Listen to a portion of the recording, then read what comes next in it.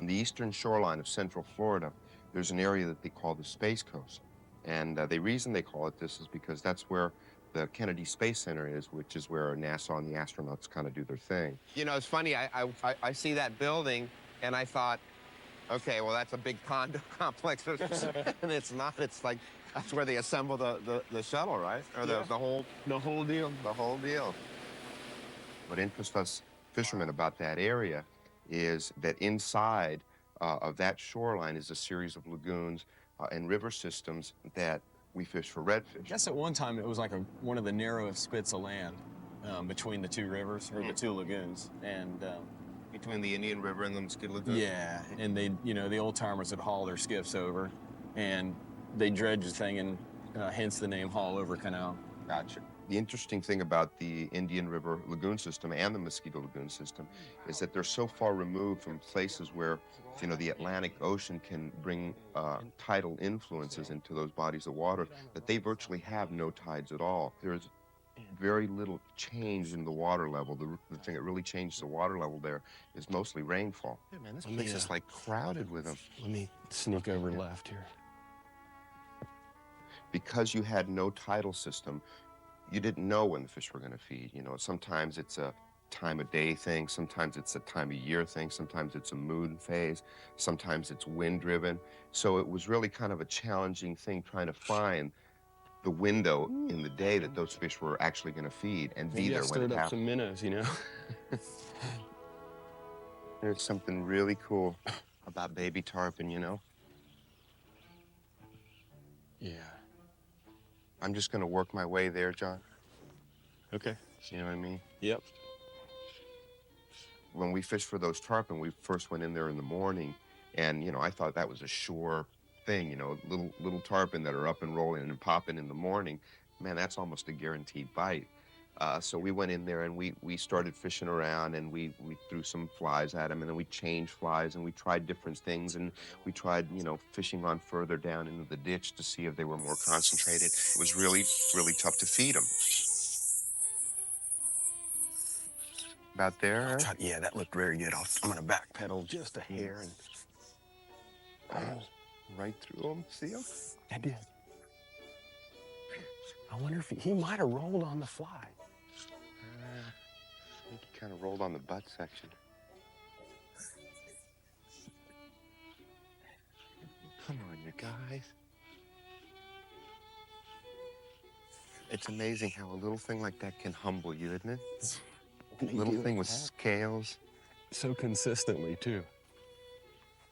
The way the tarpon were was kind of indicative with what was going on. Everything seemed to be a little bit off feed. It wasn't just the tarpon and it wasn't just the redfish. I mean, it was just everything combined. The fish were really acting funny. Casts that you made into fish that looked like they were feeding and should have been, instant bites, just didn't seem to pan out. When the Spanish fly returns, Jose Wejebe and guide John Turcot move on to the target species, redfish in Florida's Mosquito Lagoon, de camino a la pesca. Captain John Turcot has fished the waters of the Indian River and Mosquito Lagoon near Titusville, Florida since childhood. He shares his knowledge with Jose Wejebe as the site for reds. Jose, coming up the shoreline, three or four fish. Left, 10 o'clock, 9 o'clock, see the push? Yeah, I got it. I don't see the fish. So. Yeah, yep. I got it. That's nice. Cast again or strip it out? Strip it out. Strip. Come on. The fish that we were primarily fishing for was redfish. And redfish are a great game fish. They live in shallow water and they live around shorelines, so you're fishing in really pretty areas, and you're also fishing for them in a way that's called sight fishing, where you're actually, pulling a boat down a flat and you're actually looking for them in the water before you even start fishing. So, it's kind of a combination of hunting and fishing. So it's a very, interactive way to fish. Pow! Ooh, you see that osprey? I did. Wow. Did he get something? No, he missed it. He sure tried. What an effort, yeah. No kidding. Hard to look first when you got stuff like that going on. I know. Yeah, I keep going up and down. Right, I'm doing the same thing. Look down for a little bit. Go back to looking for the looking at the osprey. There he goes. Get him, boy. Get him. Get him. Pow! Ooh. That is so neat. I think he's having the same luck we are right now. Yeah, but he's doing it for a living. We're doing it for fun. Oh, I'll say there he is. I'm gonna point at him that way, moving left. That boil right there? Yeah, keep going left. Yeah. Shoot left hard. Shoot it. Perfect. Good. You're in line. Don't strip yet. Okay, strip now.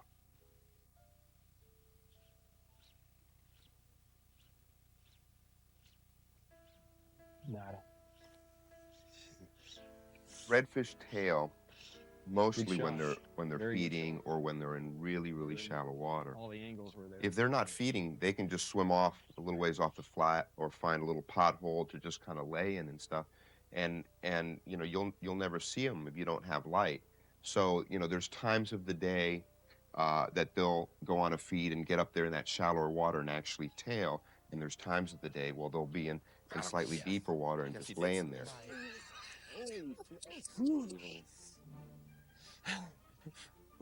How many shots did you have on him? I would have written that fish off. Me too.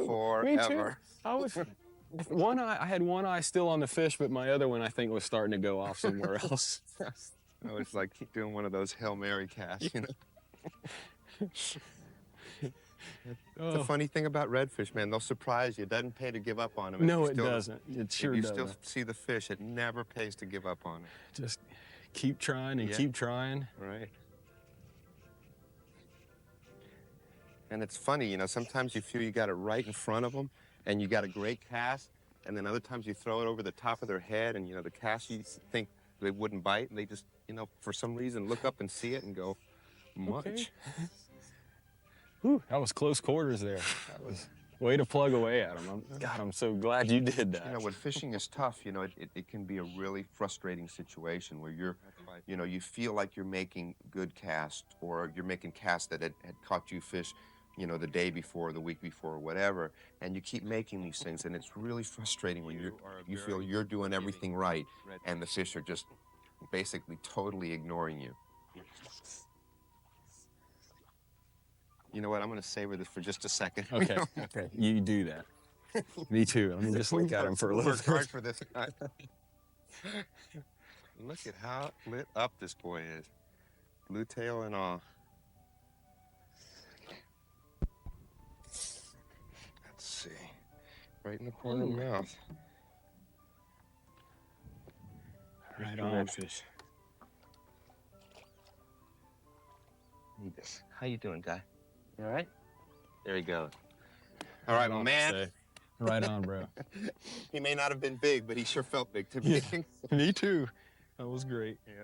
I was fishing with a fellow named John Turcot, and John's a wonderful guy, kind of an old Florida boy raised right here in Titusville. You can go into an area later in life and learn it well.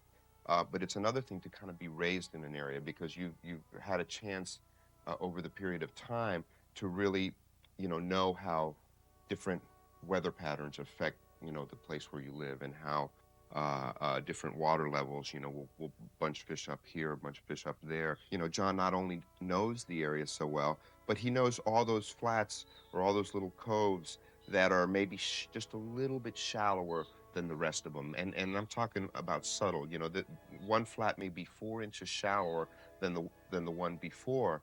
And if you know this and, you know, you have overcast skies, you say, well, look, maybe I should spend my time in these shallow flats because we can't see fish. We might have a shot at some tailing fish.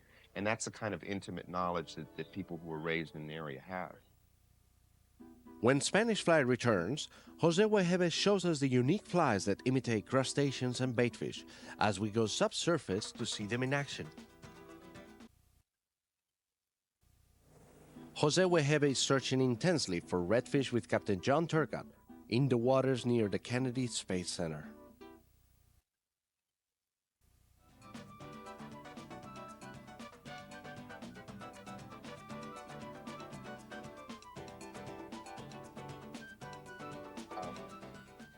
Fishing for redfish requires kind of a certain types of flies and lures, just by nature of where they live. You know, they spend a lot of their time in very, very shallow estuarine environments. They do a lot of their feeding on the creatures that live there, namely crustaceans or the different species of baitfish that are there. So a lot of the flies and lures are patterned that way. Some are baitfish imitations and some are crustacean imitations. Also, because of the fact that sometimes they're in this much water and sometimes they're in this much water, you also need, different lures with different weights. One example of a crustacean pattern is this little guy right here. This is actually a fly that was designed by Tim Borsky, and John Turcot actually tied this fly. When you cast it near a redfish, it'll kind of sink down this attitude because of the lead eyes. And then as you retrieve it, it'll twitch up and then sink back down. Twitch up and sink back down. Very much like a crustacean would. Most crustaceans, when they're being pursued, kind of dive down towards the bottom. There's other times when those redfish are kind of, either just sitting on the flat or they're just swimming along very slowly and every now and then darting forward and grabbing a bait fish. And then we'll kind of switch to these kind of patterns. As you can see, this is a little bait fish, little finger mullet imitation. It has nylon eyes instead of lead eyes. And what that does is this gives this fly this kind of attitude through the water, very horizontal motion. Okay, it doesn't really sink down like the lead eye flies. It just has a very straight horizontal motion. Sometimes these flies are easier for the fish to see because they're not sinking down into and below the grass.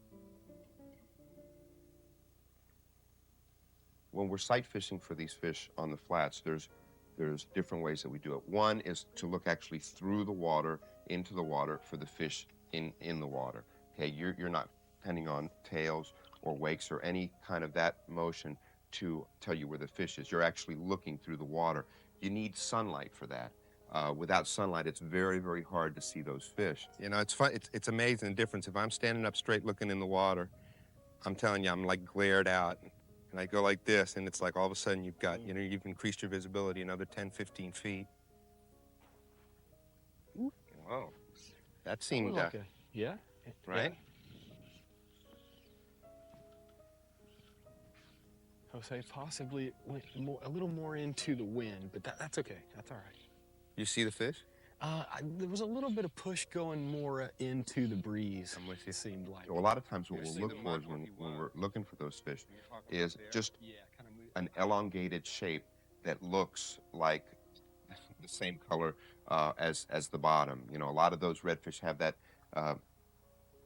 bronze coloration. But if you look at the water around it, that water is also colored that way. So if you see an elongated shape that looks about the shape of a redfish, a lot of times we'll even guess at, whether it's a fish or not. And sometimes you take 2 or 3 casts and it'll surprise you. Yipper. I thought it was a stick, Yipper. bro. I thought, even to the last minute, I thought that was a stick.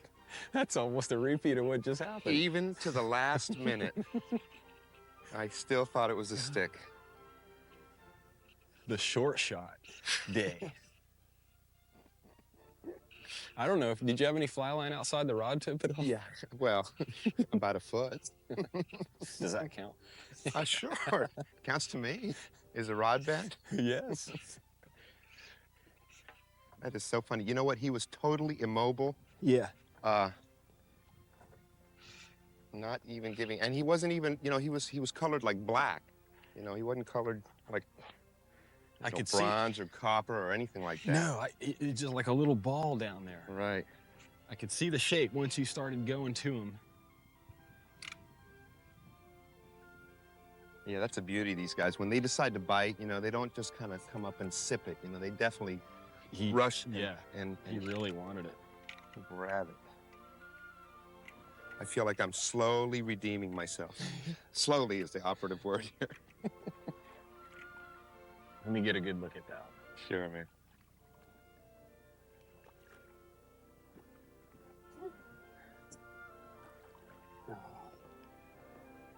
Nice coppery lagoon redfish. Beautiful. I love the tail on him. Yeah. The blue tail. Blue. Beautiful. Oh. Real pretty. Cool, man. Yep. All right. Small but pretty. In the last day, Jose and Captain John finally find conditions that reward them with tailing fish when we return. pescador y presa.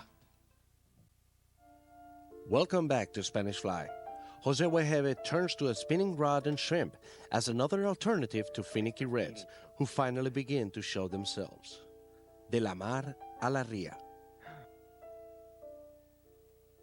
Oh, that is just so pretty. Sure you want to cast to it? Yes, I think so. I think you better. You do whatever you do. Yeah. I'm just gonna kind of hang out back here. Yeah. I just want to get a little. I just want to be able to cast a little past him. You know what I mean? Yeah. And bring it back to him. I don't want to cast right on top of him. The really cool thing about redfish too is that, you know, because they're in such shallow water, they're feeding through these mud flats and these flats with all these weeds and things sticking out of the water. So most of your casts have to be fairly close to the fish. You know, you can't, you know, throw a lure or bait or fly really too far in front of a redfish because if you think of it from his line of sight, you know, he's down here in the bottom and there's weeds kind of growing up all around him, and, you know, they kind of keep his eyesight, you know, limited to what he can see in a very small window. So most of your casts to those fish have to be pretty accurate.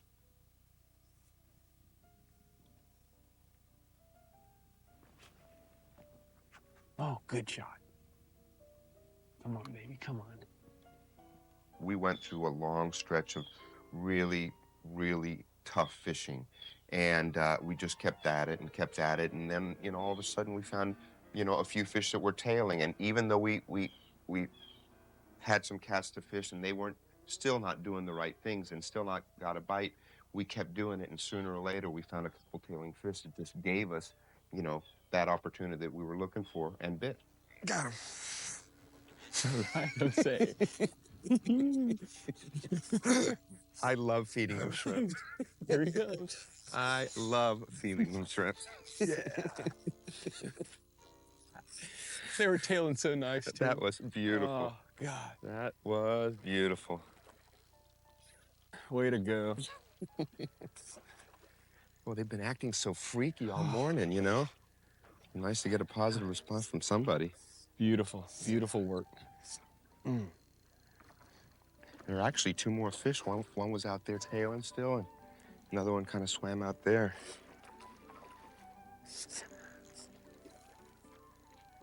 Killer. Right on. Right on, right on. Tell you, it may not be a fly rod, but it's still a bent pole. Yes, sir. And a bent pole is a good pole. Oh.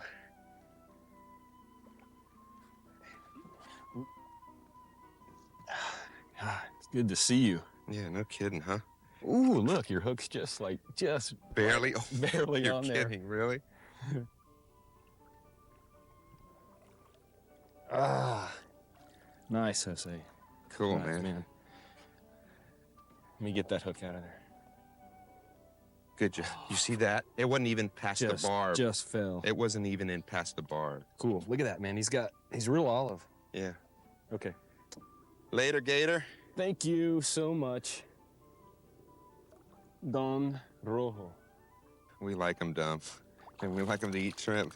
Way to go, Bubba. Thank you. Thank All goodness. right. Great tailors, too. Yeah, no kidding. This has been a presentation of ESPN, the worldwide leader in sports. For more, log on to espnoutdoors.com.